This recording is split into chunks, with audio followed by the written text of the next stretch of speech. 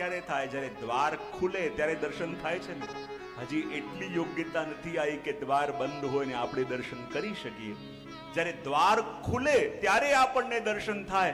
અને મંદિરના દ્વાર શું છે? એ સ્વામીજીના બંને નેત્રો છે. એ સ્વામીજીના નેત્ર ખુલે ત્યારે એમના નેત્રોમાં બિરાજતા શ્યામ સુંદરના દર્શન આપણને થાય છે. અને એટલા માટે શ્રી મહાપ્રભુજી કોણ છે? સ્વામીજી સ્વરૂપ છે. અને સ્વામીજી સ્વરૂપ છે એટલા માટે તો શ્રી મહાપ્રભુજીનું પ્રાગટ્ય પણ ક્યાં થયું? બોલે ચંપારણ્યમાં. ક્યાં? જરા ભાવથી બોલો તો ખરા. આનું ઘણી વાર કોને બીજે ક્યાંય નહીં, પણ ચંપારણ્યમાં પ્રાગટ્ય કેમ થયું? અને ચંપા અરણ્ય કોને કહેવાય? કે જ્યાં ઘણા બધા ચંપાના વન હોય એને કહેવાય ચંપા અરણ્ય. તો ચંપારણ્ય પ્રાગટ્ય કેમ થયું? તો ઘણી વાર કહેતો કે કેટલાક કવિઓએ ચિંતન કર્યું અને કહ્યું કે ચંપાના પુષ્પની એક વિશેષતા છે. બોલે શું વિશેષતા છે? તો એને ચંપાના ફૂલને પૂછતા કહ્યું, ચંપા તુજ મેં તીન ગુણ, ચંપા તુજ મેં તીન ગુણ, रूप रंग अरुबास, पर एक अवगुण ऐसो तुझ में भ्रमर न आवे पास.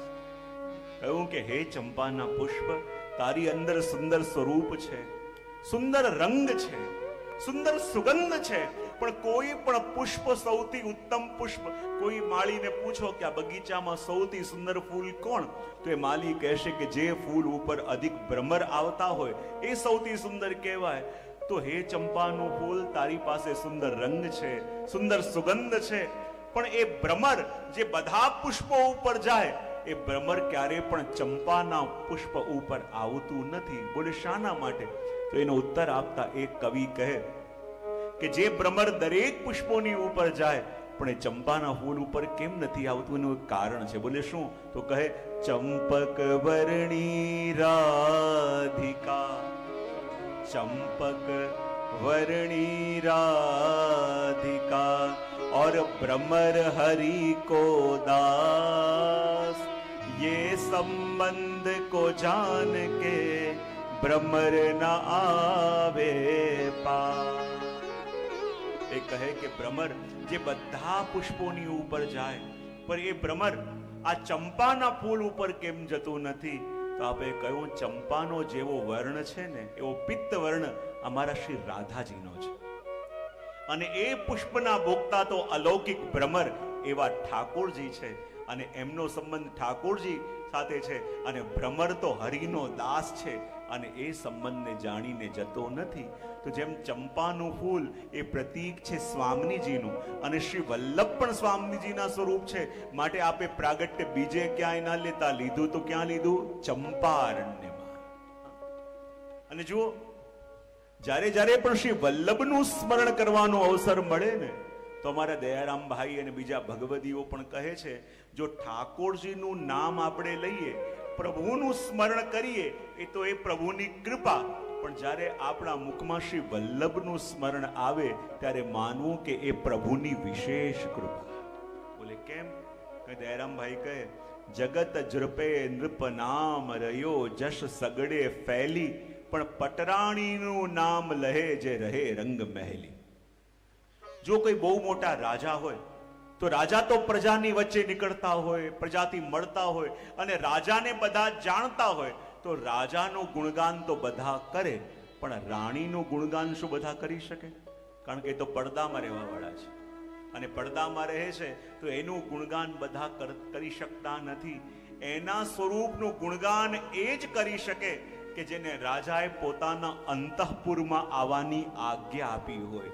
એમ પ્રભુ તો રાજા જેવા છે, શ્રી વલ્લભ સ્વામીજી છે, તો કહેવાય જ્યારે સ્વામીજીના ગુણગાન સાંભળવાનો અવસર મળે ત્યારે માનવું કે આજે પ્રભુએ આપણા ઉપર ભરોસો કર્યો અને ભરોસો કરી આપણને અંતઃપુરમાં આવવાની આજ્ઞા આપી દીધી છે. રાજાના ગુણગાન બધા ગાય, પણ રાણીના ગુણગાન એ જ ગાઈ શકે જેને પ્રભુએ પોતાના અંતઃપુરમાં પ્રવેશ આપ્યો હોય. અને જો આ જગતમાં કોઈ આપણને એમ કહે ને કે હું તમને પ્રેમ કરું છું, એના કરતા પણ મોટી મહત્તા એની કે હું તમારી ઉપર ભરોસો કરું છું. જીવનમાં ઘણીવાર આપણે જેને પ્રેમ કરવાનો દાવો કરતા હોઈએ ને એના ઉપર પણ ભરોસો આવતો નથી, અને જેને ભરોસો કરતા હોઈએ ને એનાથી સ્નેહ થયા વિના રહી શકતો નથી. અને જ્યારે ઠાકોરજીના ગુણગાન ગાવાનો અવસર મળે ત્યારે માનવાનું પ્રભુએ આપણને પ્રેમ કર્યો, આપણે પ્રભુને પ્રેમ કર્યો. અને જ્યારે વલ્લભના ગુણગાન ગાઈએ ત્યારે માનવાનું પ્રભુએ આપણા ઉપર ભરોસો કર્યો. અને જ્યારે ભરોસો પ્રભુ આપણા ઉપર કરે એનાથી વધીને શું હોય. અને એટલા માટે અહીંયા શ્રી વલ્લભના ગુણગાન, કારણ કે દ્વિતીય તત્વ, બીજું તત્વ એટલે શ્રી મહાપ્રભુજી છે. અને જો આ માર્ગમાં શ્રી વલ્લભે કૃપા કરી ત્યારે જઈને આપણું બ્રહ્મ સંબંધ થયું. શ્રી વલ્લભે કૃપા કરી ઘરમાં પ્રભુ પધાર્યા. શ્રી વલ્લભે કૃપા કરી આ વૈષ્ણવી જીવનના આપણે અધિકારી બન્યા. ને જો એટલા માટે આપણે ત્યાં કહેવાય ને કે શ્રી મહાપ્રભુજીનું પ્રાગટ્ય ભૂતલમાં થયું અને ભૂતલમાં શ્રી વલ્લભ પ્રગટ્યા અને વલ્લભે પ્રગટીને આપણા જેવા જીવોનો સંબંધ સીધો પ્રભુ સાથે કરાવીને આપણને નિશ્ચિંત કર્યા. અને નિશ્ચિંત કર્યા એટલે હું ઘણી વાર કહેતો હોઉં કે તમે જ્યાં રહેતા હો ત્યાંના કોઈ એમએલએ કે કોર્પોરેટર સાથે તમારે ઘર જેવા સંબંધ હોય અને એ તમને કહેતા હોય કે તમારે કોઈ પણ કામ હોય તો મને મળવાનું, તો તમે થોડા નિશ્ચિંત ફીલ કરો કે ના કરો? હા કે ના? તો પણ હા, ચલો એ સ્ટેટના કોઈ મુખ્યમંત્રી સાથે તમારે બહુ ઘર જેવા સંબંધ હોય, બહુ સારા સંબંધ હોય અને એ તમને કહેતા હોય કે હું ગમે ત્યારે તમારે ઘેર આવી જઈશ અને કંઈ પણ કામ હોય મને કહેજો. યદિ આવા સંબંધ હોય તો કોઈ પણ પ્રોબ્લેમ આવે તો તમને આમ નિશ્ચિંતા હોય કે ન હોય કે કંઈ પણ થશે તો આપણી સાથે આનો વ્યવહાર છે, આપણને બચાવી લેશે. નિશ્ચિંતા ફીલ કરો કે ન કરો? હા કે ના? તો પાડો. દેશના પ્રધાનમંત્રી સાથે તમારે ઘેર એકદમ નિકટના સંબંધ હોય અને એ કહે કઈ પણ ચિંતા હોય તો મને કહેજો, તો તમને વધારે ટેન્શન રહે? હા? હા કે ના? તો પાડો. ના રે. તો વિચાર કરો કે કોઈ પણ વ્યક્તિ સાથે આપણી નિકટતા હોય તો એ નિશ્ચિંત થઈ જઈએ, પણ શ્રી મહાપ્રભુજી આવીને આપણને નિશ્ચિંત કેવી રીતે કર્યા કે તું આ જગતમાં આવ્યો છે પણ જ્યાં રહે છે તારો સંબંધ એમની સાથે નહીં, તારો સંબંધ તો ત્રિલોકના નાથ સાથે છે. જ્યારે આપણને એ ખબર પડી જાય કે આપણો સંબંધ સીધો જગતના નાથ સાથે છે તો પછી જગતમાં કંઈ પણ થાય શું આપણે એ ચિંતિત થઈ શકીએ? આપણે વિચલિત થઈ શકીએ? તો કહેવાય કે જ્યારે જ્યારે પણ ગુરુની કૃપા આપણા ઉપર થાય, જ્યારે જ્યારે વલ્લભ કૃપા કરે તો વલ્લભ કેવી રીતે કૃપા કરે અને જગતમાં આપણી દશા કેવી છે અને વલ્લભ કેવી રીતે કૃપા કરે. મેં નાનકડી વાર્તા સાંભળી હતી અને એ વાર્તાને આધારે આપણને આખી ખબર પડી જાય કે શ્રી વલ્લભે આ માર્ગમાં આપણા ઉપર કૃપા કરી તો કેવી રીતે કરી. પ્રસંગ એટલો જ છે કે એક બહુ મોટા સમ્રાટ અને એનો એકનો એક દીકરો, 5 વર્ષનો, અને એકનો એક દીકરો હતો લાડકોડની અંદર. એ દીકરો પણ એટલો જિદ્દી થઈ ગયો હતો, વાત વાતમાં પિતા પાસે જિદ કરે અને ખૂબ આગ્રહ કરે.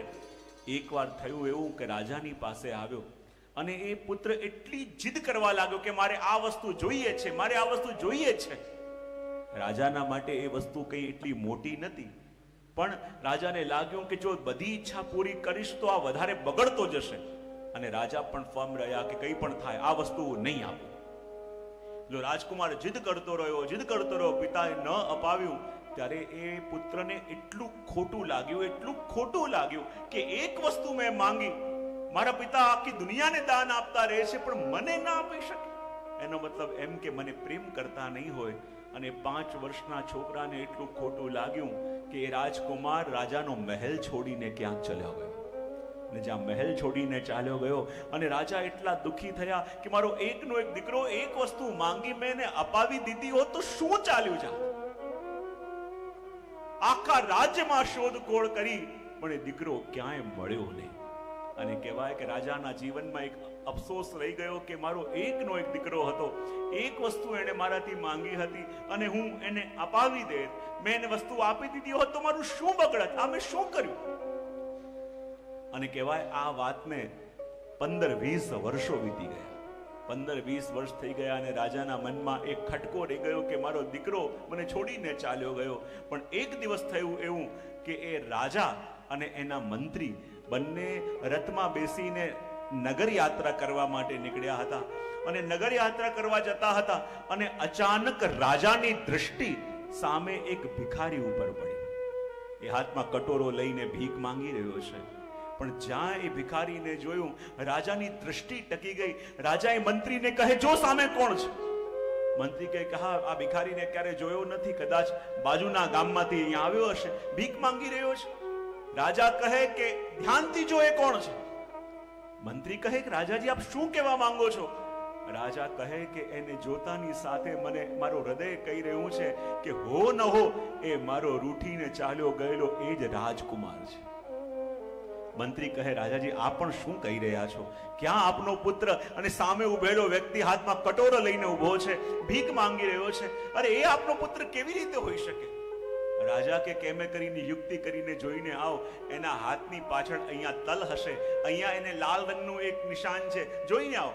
અને જ્યારે મંત્રી જોવા ગયા તો ખરેખર અહીંયા તલ હતું અને અહીંયા નિશાન હતું. અને મંત્રી આવીને કહ્યું, રાજાજી આપની દૃષ્ટિ અને આપનો સંશય બિલકુલ સાચું છે. આ એ જ આપનો રૂઠેલો રાજકુમાર છે. અને રાજા એકદમ ઊભા થઈ ગયા. અરે 15, 18 વર્ષથી એને ગોતીને થાક્યો, ક્યાંય ન મળ્યો. આજે મારી સામે આવ્યો. હું હમણાં એને બતાવી દઉં છું કે ભિખારી નથી, એ મારો દીકરો છે. અને જ્યાં રાજા ઊભા થયા, મંત્રી હાથ પકડ્યો. રાજાજી ઉતાવળ ન કરશો. બોલે, કેમ? તમે સમ્રાટ છો અને એ હમણાં ભિખારી છે. અને હમણાં તમે એને પરિચય આપશો તો પરિચય એના સમજમાં નહીં આવે. તો એનો મતલબ એમ કે મારા દીકરાને જવા દો.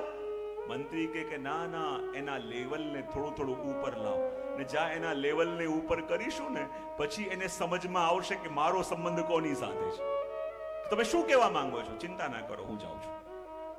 મંત્રી ગયા પેલા ભિખારી પાસે અને જઈને કહું, જો તું બહુ રૂષ્ટપુષ્ટ લાગે છે અને રાજાની દૃષ્ટિ તારા ઉપર પડી છે. જો તું આ રસ્તામાં ભીખ માંગે છે, એને કરતા રાજાની ઈચ્છા છે કે તારી ઈચ્છા હોય તો અમે તને મહેલની બહાર દ્વારપાલ બાંધીને રાખવા માંગીએ છીએ. તને સારો પગાર મળશે, સારા કપડાં મળશે. પેલો ભિખારી પ્રસન્ન થઈ ગયો કે રાજાના મહેલની બહાર દ્વારપાલ બનીને ઉભા રહેવું પડે, એ તો બહુ સારું કહેવાય. અને છોકરાને લઈ ગયા, દ્વારપાલ બનાવી દીધો. હવે રાજા રોજ બહારથી આવે તો પેલો દ્વારપાલ આમ જય હો કરે. અને રાજાનું મન એવું બળે કે આ મારો દીકરો બહાર ઊભો છે અને દ્વારપાલ બનીને ઊભો છે. મંત્રીને કહે, હવે કહી દઉં મારો દીકરો છે? મંત્રી કે ઉતાવળ કરશો, જ્યારે સમય આવશે ત્યારે હું કહીશ. થોડા દિવસ વ્યતીત થયા.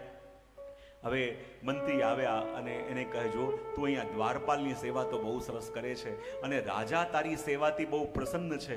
તો હવે તને મહેલની બહાર પહેરો ભરવાની જગ્યાએ રાજાનો જે મુખ્ય દરબાર છે ને, તારે ત્યાં દ્વાર ઉપર ઉભા રહીને બધાની સેવા કરવાની છે. પેલો તો પ્રસન્ન થઈ ગયો કે મારું પ્રમોશન થઈ ગયું.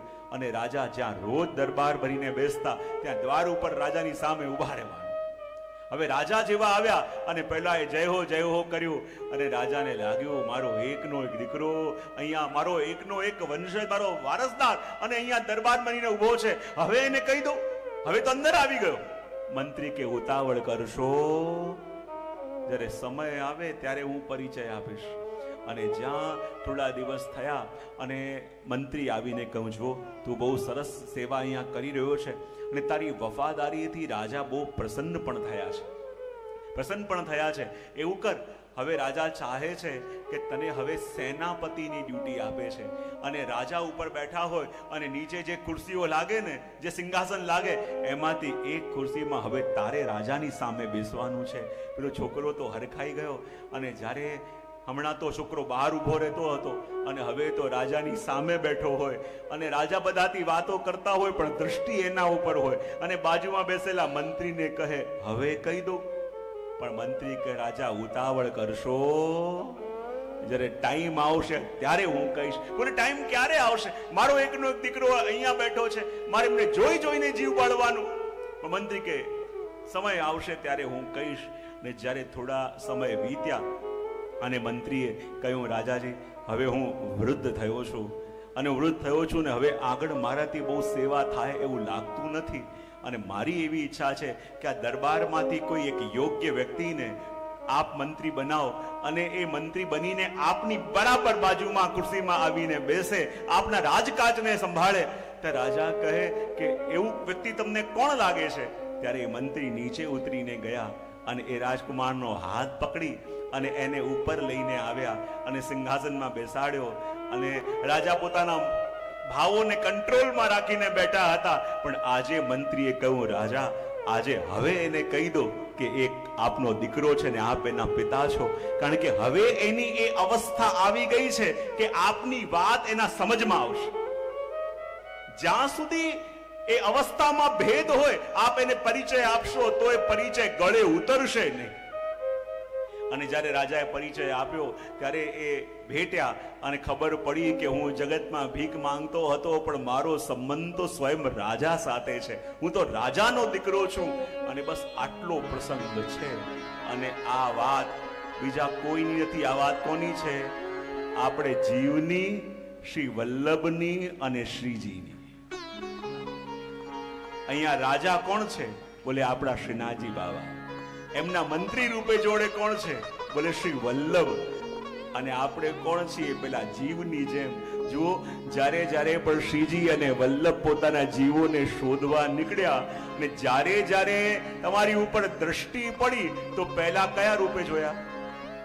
જ્યારે પ્રભુની પાસે પહેલા આપણે ગયા તો કંઈક સેવા કરવા ગયા કે માંગવા ગયા હતા? અને માંગવા ગયા તો હાથમાં શું આવી જાય? જ્યારે કઈ કામના લઈને ગયા, જ્યારે માંગવા માટે ગયા તો પછી હાથમાં શું આવી જાય? કટોરો આવી જાય કે ના આવી જાય? અને જ્યારે વલ્લભ અને શ્રીજી જાય છે અને જ્યારે શ્રીજીની દ્રષ્ટિ પડી કે આ જીવ મારો છે, એનો સંબંધ મારી સાથે છે, એ મારો દીકરો છે અને આવી રીતે જગતમાં કોઈની પાસે ભટકી રહ્યો છે, મને આમાંથી કંઈક મળી જશે, મને અહીંયા કંઈક મળી જશે, આખા જગતમાં કટોરો લઈને ભટકી રહ્યો છે. શ્રીનાથજીએ કહ્યું કે હું વલ્લભાને કહી દઉં કે મારો છે. વલ્લભ કહે, પ્રભુ આપ ધૈર્ય ધારણ કરો, સમય આવશે ત્યારે હું કહીશ કે હવે આપ એને પરિચય આપનો આપી દો. બોલે કરવું શું?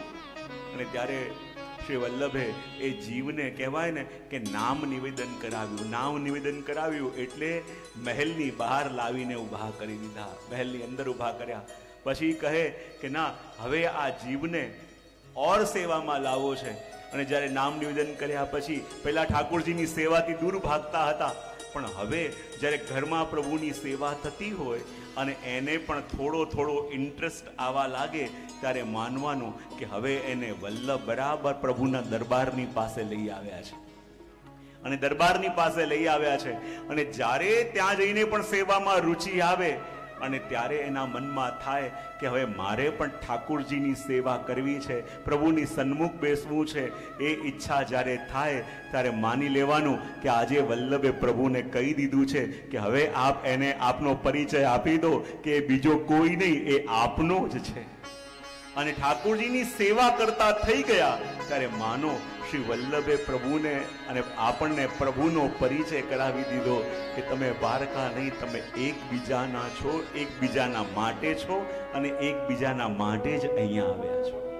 અને આવી રીતે શ્રી વલ્લભ જીવને પ્રભુની સન્મુખ કરે છે. અને કહેવાય ને કે આ વલ્લભ શ્રી ગુરુ તત્વ છે. અને ગુરુ તત્વની કૃપા આપણા ઉપર ક્યારે ઉતરે? કે જ્યારે વલ્લભને પણ માનીએ અને જ્યારે વલ્લભનું પણ માનીએ. કઈ બે વસ્તુ કીધી મેં? હા, વલ્લભને પણ માનીએ અને વલ્લભનું પણ માનીએ. એટલે જેમ આપણે કહીએ કે કોઈ બાળક હોય, એના પિતાને રોજ ખૂબ પગે લાગે, એની રોજ આરતી ઉતારે, એને રોજ દંડવત પ્રણામ કરે, એના પિતાનું રોજ પૂજન કરે, પણ એના પિતા કંઈ કહે એ માને નહીં. તેની પિતાના કૃપાનો અનુભવ એ કરી શકશે નહીં, કરી શકે. અને એટલા માટે કહેવાય કે શ્રી વલ્લભની આજ્ઞા અને વલ્લભની વાણી, આ બંનેનો સમન્વય જ્યારે આપણા જીવનમાં થાય ત્યારે સાચા અર્થમાં આપણે આ ભક્તિ માર્ગમાં આગળ વધીએ છીએ. ત્યારે આપણી ઉપર એ શ્રી વલ્લભની કૃપાનો અનુભવ થાય છે. અને વલ્લભ કોણ છે? શ્રી મહાપ્રભુજી કૃપા કરીને આ ભૂતલ પર પધાર્યા. શેના માટે પધાર્યા? શ્રી મહાપ્રભુજી જગતમાં પધાર્યા, કોના માટે પધાર્યા? હરિયાજી પણ વલ્લભ સાખી માં કહે ને, વલ્લભ પદ વંદો સદા, સરસ હોત સબ જ્ઞાન, વલ્લભ પદ વંદો સદા, સરસ હોત સબ જ્ઞાન, રસિક રટત આનંદ સો, રસિક રટત આનંદ સો, કરત સુધા રસ પાન શ્રી વલ્લભ, કરત સુધા રસ પાન. શું કહે છે? વલ્લભ પદ વંદુ સદા, સરસ હોત સબ જ્ઞાન, રસિક રટત આનંદ સો, કરત સુધા રસ પાન. રાયજી કહે છે કે હું શ્રી વલ્લભના ચરણોમાં વંદન કરું છું, અને વંદન એટલા માટે કરું છું કે શ્રી વલ્લભના ચરણ એ છે જે પુષ્ટિના દ્વાર અમારા માટે ખોલે છે. શ્રી વલ્લભના ચરણારવિંદ એ છે જે આગળના માર્ગને પ્રશસ્ત કરે છે. અને એટલા માટે કહે કે વલ્લભ પદ વંદો સદા, સરસ હોત સબ જ્ઞાન. અને વલ્લભ કૃપા કરે ત્યારે જીવને દ્રષ્ટિ પણ મળે. વલ્લભ કૃપા કરે ત્યારે સાચા અર્થમાં જીવનનો સંકલ્પ પણ મળે. અને આપણે કહીએ ને, શ્રી વલ્લભ કોણ છે? કહેવાય ભક્તિ માર્ગમાં આપણે એમ કહી શકાય કે આંખો તો પ્રભુ આપે છે, પણ દ્રષ્ટિ એ તો ગુરુ આપે છે. બોલવાની શક્તિ પ્રભુ આપે છે, પણ શું બોલવું શું ન બોલવું એનો વિવેક આપણને ગુરુ આપે છે. આ જીવન આપણને પ્રભુએ આપ્યું, પણ આ જીવન શાના માટે આપ્યું છે એ વાત આપણને આપણા ગુરુ બતાવે છે. અને ગુરુ શું કરે? જો ગુરુનું કાર્ય બીજું કાંઈ નથી. ગુરુનું કાર્ય શું છે? માત્ર આપણા ભાવને, આપણા અંદરની તરંગને બંધી દેવી. અને જે ઘડી અંદરની તરંગ બદલાઈ જાય, આ દુનિયાને જોવાનો આખો દ્રષ્ટિકોણ આપણો બદલાઈ જાય. જો પ્રભુએ આપણને દ્રષ્ટિ આપી, પણ દ્રષ્ટિકોણ એ તો ગુરુ આપે છે. અને જે વસ્તુ આપણને સમસ્યા આપી રહી હોય એ જ વસ્તુને જોવાનો દ્રષ્ટિકોણ બદલાય તો સમસ્યા પણ બદલાઈ જાય કે ન બદલાઈ જાય? બાજુવાળાને ભલે પૂછી લો. હા, શું લાગે છે? આપણે જે સમસ્યાથી પીડાતા હોઈએ એ સમસ્યાને જોવાની ખાલી દ્રષ્ટિ બદલાઈ જાય તો આખો નજારો ફરી જાય કે ન ફરી જાય?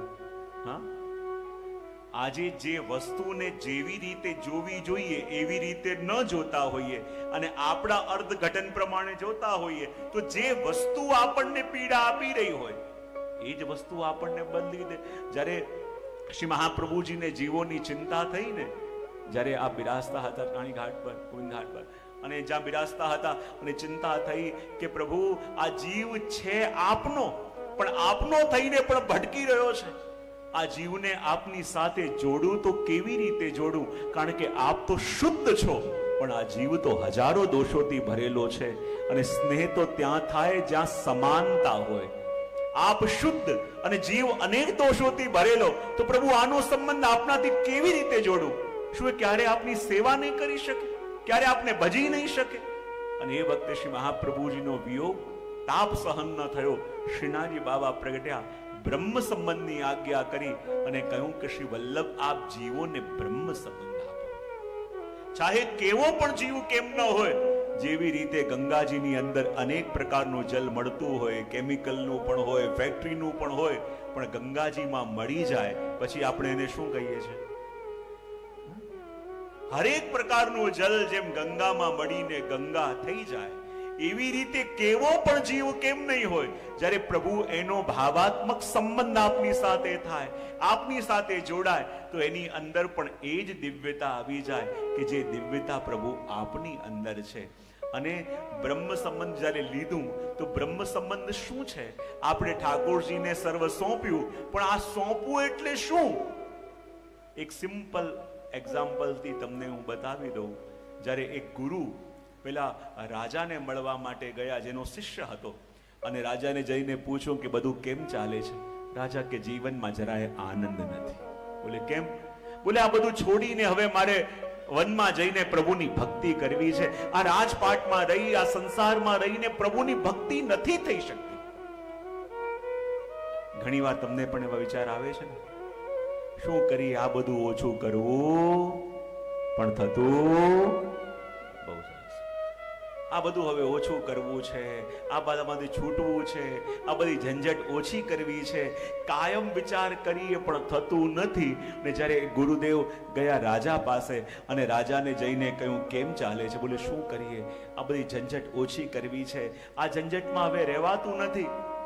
બોલે શું કરવા માંગે છે? બોલે મારી ઈચ્છા એવી થાય છે કે ઘરમાં રહી, સંસારમાં રહી પ્રભુની ભક્તિ ન થાય, મારે આ બધું મૂકીને જંગલમાં જઈને પ્રભુને પ્રસન્ન કરવા છે. ગુરુદેવે એટલું જ કહ્યું, હમણાં જ્યાં તું રહે છે ને ત્યાં તારી પાસે બધી જ કમ્ફર્ટ છે.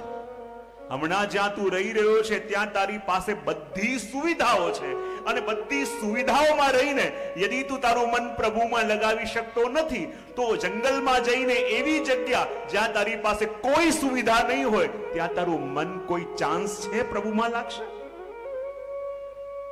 જે વ્યક્તિ બધી સુવિધાઓની અંદર રહીને પણ પ્રભુમાં મન ન લગાવી શકે, એ વનમાં જઈને, જંગલમાં જઈને શું કરવાનો છે? તો રાજાએ કહ્યું તો કરું શું, મારું મન નથી લાગતું. બોલે તારી શું ઈચ્છા થાય છે? ઈચ્છા એમ જ થાય છે કે આ બધું મૂકીને હું જંગલમાં ચાલ્યો જાઉં અને ત્યાં જઈને પ્રભુની ભક્તિ કરું. અચ્છા, તો રોકાયો કેમ છે?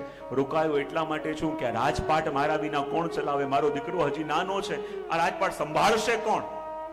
ત્યારે ગુરુએ કહ્યું કે તારો મારા વિશે શું વિચાર છે? તને એવું લાગે કે તારી જવાબદારી હું સંભાળી શકીશ? ગુરુએ, રાજાએ કહ્યું કે યદિ આપ સંભાળતા હો તો મારા માટે સૌથી રૂડ, આપ સંભાળતા હો તો આજે જ નીકળી જાઓ. ગુરુ કે ઠીક છે, તારા રાજકાજની જવાબદારી હું સંભાળીશ, પણ મને બતા કે હમણાં તારી પાસે બધી સંપત્તિ છે, પ્રોપર્ટી છે, પણ જ્યારે તું વનમાં જઈશ તો ત્યાં તારું નિર્વાહ કેવી રીતે કરીશ? ત્યારે કહ્યું કે આ ખજાનામાંથી થોડું ધન હું લેતો જઈશ અને એનાથી થોડો મારો ખર્ચો કાઢીશ. ગુરુદેવે કહ્યું એ ધન હું તને લેવા ના દઉં, એ ધન તારું નહીં, પ્રજાનું છે, અને પ્રજાનું ધન હું તને ઉપયોગ ન કરવા દો તો બતા હવે તું તારો નિર્વાહ કેવી રીતે કરીશ? રાજા કે નિર્વાહ કરવા માટે હું ક્યાંક કંઈક નોકરી કરી લઈશ. ગુરુએ કહ્યું તારે નોકરી જ કરવી છે તો એક નોકરી મારા ધ્યાનમાં છે. રાજા કે કઈ નોકરી? બોલે મારા રાજ્યમાં એક રાજાની જોબ ખાલી છે, જો તો હું કહેતો હોય તો એ રાજાની જોબ હું તને લગાવી દઉં અને ચાકર બનીને અહીંયા સેવા કરજે. રાજા કહ્યું ઠીક છે. અને હવે જ્યારે ગુરુદેવે રાજાનો હાથ પકડી સિંહાસન પર બેસાડ્યા અને કહું જો હવે તું રાજા નથી, હવે તું ચાકર બનીને અહીંયા મારી સેવા કરી રહ્યો છે, મારા રાજ્યને સંભાળી રહ્યો છે. અને એમ કહ્યું, અને જ્યારે 1 વર્ષ પછી ગુરુદેવ પાછા આવ્યા અને રાજાને કહ્યું કે હવે કેવું છે? રાજા કે બહુ શાંતિ લાગે છે, બહુ આનંદનો અનુભવ થાય છે, મનમાં કોઈ ઉચાટ નથી. ત્યારે ગુરુદેવે કહ્યું આ જ રાજ્ય છે, આ એ જ સિંહાસન છે, તું પણ એ જ છું જે સિંહાસન પર બેસીને પહેલા તને ગભરાટ થતી, ઉચાટ થતો, તારું મન ખિન્ન થઈ જતું, આજે એ જ સિંહાસન, આજે એ જ રાજ્ય, તું પણ એ જ રાજા અને ત્યાં બેઠો છે ને તારું મન સદા પ્રસન્ન કેમ રહે છે? બોલે એટલા માટે પહેલા હું એમ માનીને રહેતો હતો કે આ મારું છે, પણ હવે એમ માનીને બેઠો કે હવે એનું છે અને એની વસ્તુ હું સાચવીને બેઠો છું. અને બ્રહ્મ સંબંધ લીધા પછી ફરક શું પડ્યો? પહેલા આપણું માનીને જીવન જીવતા, બધી વસ્તુ એ છે, એ જ પરિવારજન છે, પણ હવે માનીએ છે એનું છે. બ્રહ્મ સંબંધ એટલે શું? ઓનરશિપનું સમર્પણ. જે વસ્તુ આપણી પાસે હતી એનું ઓનરશિપ પ્રભુને આપી અને આપણે ઓનર મટી એના ટ્રસ્ટી બન્યા. જેનું કાર્ય વસ્તુને સાચવવાનું, જ્યાં સુધી એની ઈચ્છા હોય આપે, એની ઈચ્છા હોય એ પાછી લઈ લે, આપણને હરખ શોક થાય નહીં. તો જુઓ શ્રી વલ્લભે કૃપા આપણા ઉપર કેવી કરી, એ જીવોને, આપણા જેવા જીવોને શ્રીજીના દાસ બનાવીને. અને માટે તો હવે કહું કે તુમ શરણાગત આયો શ્રી વલ્લભ, તુમ શરણાગત આયો, સબ દુઃખ દૂર ગયે તુમ દેખત, સુખ કો પાર ન પાયો. એવી કૃપા કરવા વાળા શ્રી વલ્લભ છે, અને એટલા માટે તો આવ્યું છે તુમ શરણાગત जगत आयो श्री वल्लभ तुम शरणागत आयो तुम शरणागत आयो श्री वल्लभ तुम शरणागत आयो सब दुख दूर गए तुम देखता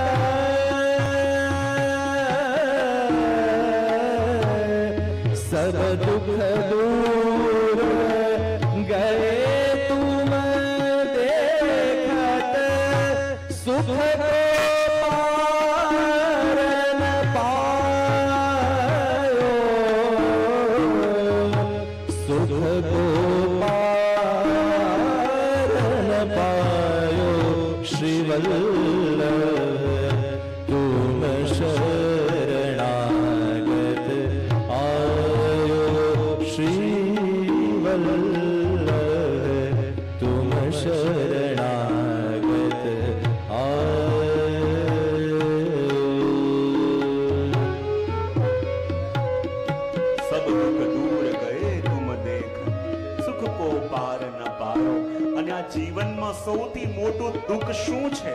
પોતાના પ્રિયથી દૂર હોવું, એનાથી મોટું કોઈ દુઃખ નથી. અને જ્યારે પ્રભુથી વિખૂટા પડ્યા, આ જગતની વસ્તુઓ બધી મળી, પણ બધું પામીને પણ આપણને એ જ થયું કે આ બધું તો મળ્યું પણ એ નથી હજી મળ્યું જે પામવા માટે આ જગતમાં આવ્યા છે. અને આ પ્રભુના જે જીવ જગતમાં આવ્યા હોય ને, એ બહારથી ગમે તેટલા ભરાઈ જાય, પણ હજી પ્રભુને પામ્યા નથી, તો અંદર એ જ ખાલીપો ખટક્યા કરે કે આ બધું મળ્યું પણ એ નથી કે જે મારે જોઈતું હતું, અને જે મારે જોઈએ છે એ હજી મળ્યું નથી. અને એવા ભટકેલા જીવોને પ્રભુ સાથે જોડીને શ્રી વલ્લભ જીવોની ઉપર કૃપા કરે અને માટે કહે आज्ञा ते श्री गोवर्धन धार की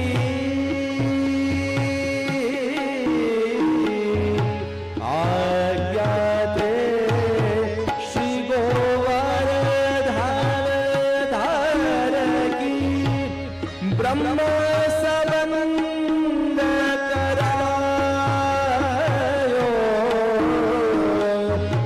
अखिल लीला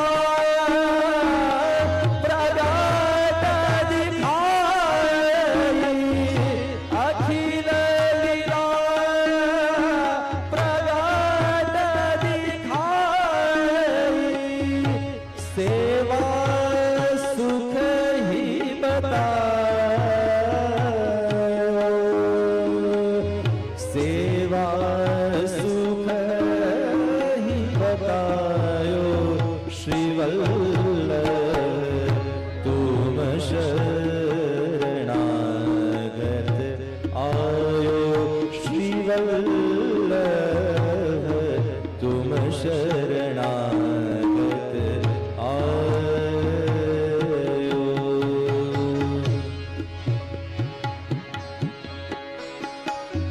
श्री भागवत सुरारस मथ के अपनो पंथ जतायो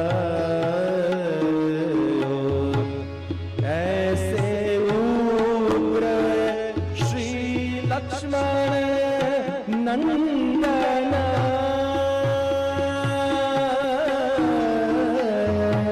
ऐसे उग्र श्री लक्ष्मण नंदन रसिकन के मन भायो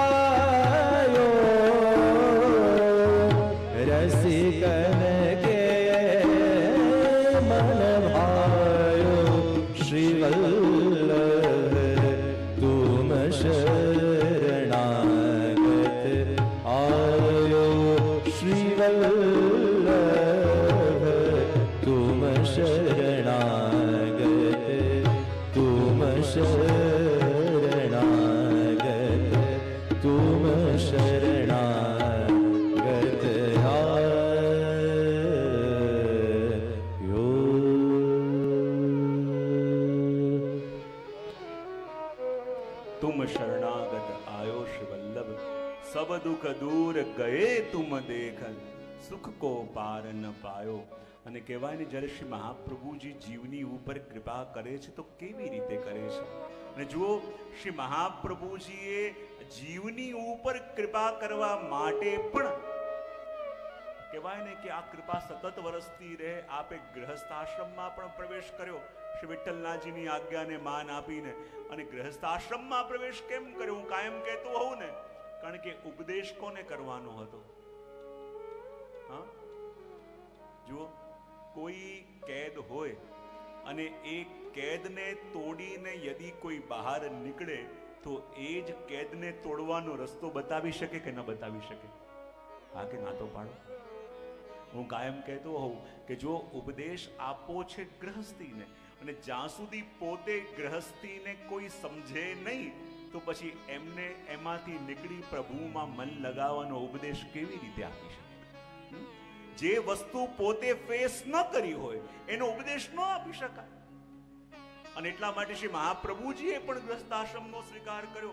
અને આ ગ્રહસ્થમાં રહીને પણ કેવી રીતે પ્રભુને પામવું, કેવી રીતે પ્રભુને, જો બધું છોડીને જંગલમાં જતા રહેવું એ બહુ સહેલું છે, પણ આપણા વ્યવહારોને નિભાવતા નિભાવતા, આપણા બધા કર્તવ્યોને નિભાવતા નિભાવતા લૌકિક અલૌકિકનું બેલેન્સ કરીને પ્રભુમાં મન રાખવું એ સૌથી મોટી સાધના છે.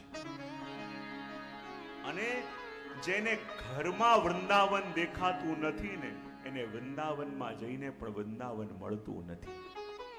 અને શ્રી મહાપ્રભુજીએ કહ્યું કે જુઓ, પ્રત્યેક ઘરની અંદર ઠાકોરજી પધરાવ્યા. આપણે ત્યાં કહેવાય, ભાગવતમાં પ્રસંગ આવે છે ને કે જ્યારે બધા ગોપીજનો અને બધા બાળકો પ્રભુની સાથે આવતા ને બ્રહ્માજી બધા ગોપ બાળકોનું હરણ કરીને લઈ ગયા.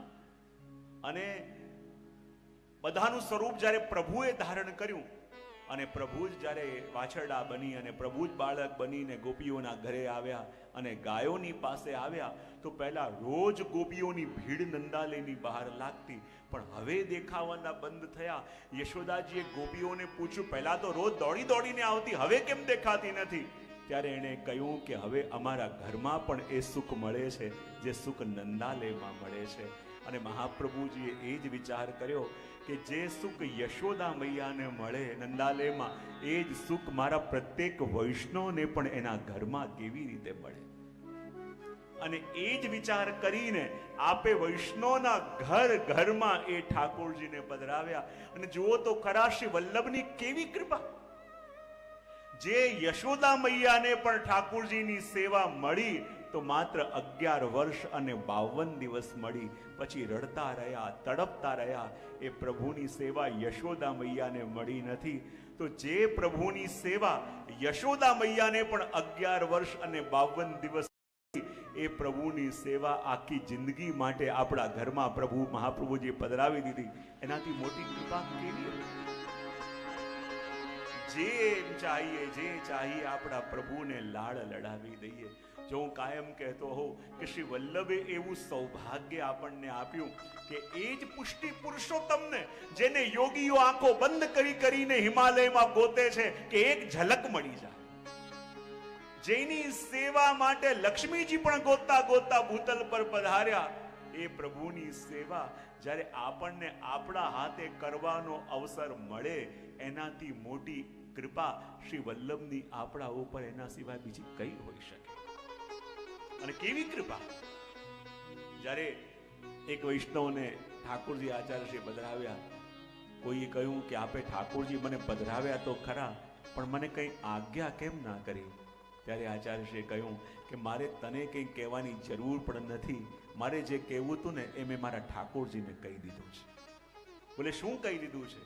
બોલે પ્રભુને એટલું જ કહી દીધું છે કે પ્રભુ આપે અમારે ત્યાં તો 56 ભોગ અરોગ્યા, પણ એ સાધારણ વૈષ્ણવ પ્રેમથી સૂકી રોટી આપને ધરે તો પણ પ્રભુ પ્રેમથી અરોગજો. આપે અમારે ત્યાં તો ભારે ભારે વસ્ત્ર ધર્યા, પણ એની શક્તિ પ્રમાણે સાદા સૂતી વસ્ત્ર ધરાવે તો પણ પ્રેમથી ધરજો. અને પ્રભુ સામે એ જ વખતે શ્રી વલ્લભને વચન આપે છે કે હે વલ્લભ, આપ મને જે વૈષ્ણવને ત્યાં પધરાવો છો એની પ્રેમથી ધરેલી સૂકી રોટલી અને મીઠું પણ મને 56 ભોગથી વધારે સુખ આપશે, કારણ કે આપે મને એને ત્યાં પધરાયો છે. એના પ્રેમથી ધરેલા સાદા વસ્ત્રો પણ મને રેશમના રસ્તોથી વધારે આનંદ આપશે, કારણ કે આપે મને એના ઘરે પધરાયો છે.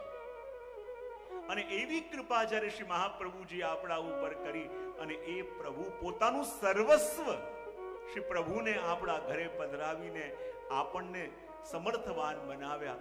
અને જો હું હંમેશા કહેતો હોઉં છું કે આ વલ્લભની કેવી કૃપા કે દુનિયાને જગાવવા વાળાને જ્યારે તમે જગાવો, જો દુનિયાને જગાવવા વાળાને જ્યારે તમે જગાવો ત્યારે એ જાગે. દુનિયાને અરોગા વાળાને જ્યારે તમે તમારા હાથે અરોગાઓ ત્યારે અરોગે. અને દુનિયાને પહોળાવવા વાળાને તમે તમારા હાથે પહોળાવો ત્યારે એ પહોળે. અને એ જગતનો નાથ જ્યારે તમારા આધીન થઈને તમારા ઘરે પધારે, એનાથી મોટી કૃપા બીજી કઈ હોઈ શકે?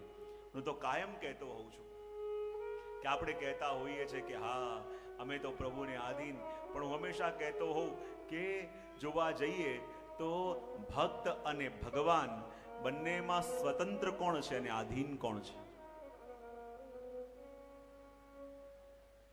હા,